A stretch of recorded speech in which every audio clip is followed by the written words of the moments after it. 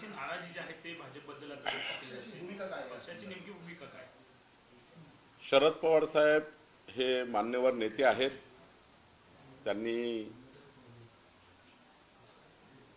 त्यांची आणि आमची वैचारिक भूमिका नक्की वेगळी आहे.